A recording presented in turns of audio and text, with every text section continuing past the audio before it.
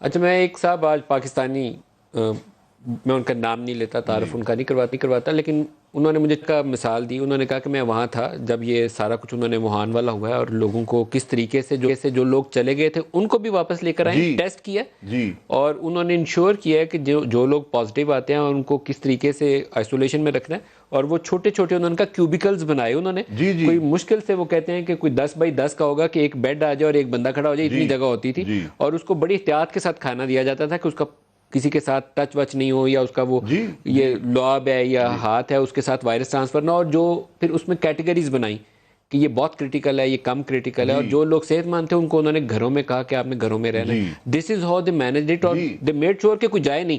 کہا کہ جو بھاگے گا اس کو جیل میں ڈال دیں گے، سزا دیں گے، اتنی سختی کی انہوں نے. تو یہ پرو ایکٹیو مینجمنٹ چاہیے. تو یہ ابھی تک کوئی حکومت نے نہ پلان بنایا ہے. 136 صفحے کا نیشنل ایکشن پلان بنا ہے.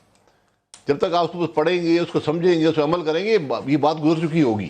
یہ اس کو مینیج کرنا بڑا سمپل ہے. ریسورسز بے پناہ چاہیے، آپ ریسورسز مہیا کریں. میں نے کہا یہ صوبائی حکومتیں کریں، سارے مل کر کریں، یہ ہو سکتا ہے. کیونکہ اس کا علاج تو ہے نہیں.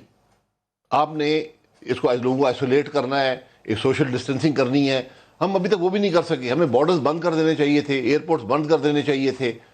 ہندوستان بنگلہ دیش میں دیکھیں وہاں یہ ایشو نہیں آیا. یہ سب امپورٹ ہوا ہے. پاکستان میں سب سے جو کرائسس پیدا ہوا ہے تفتان کی وجہ سے پیدا ہوا ہے. وہ حکومت کا فیلیور ہے. فیلیورز ہم بعد میں دیکھتے رہیں گے کیا ہوا، کس نے کیا. آج مینیج کریں. آج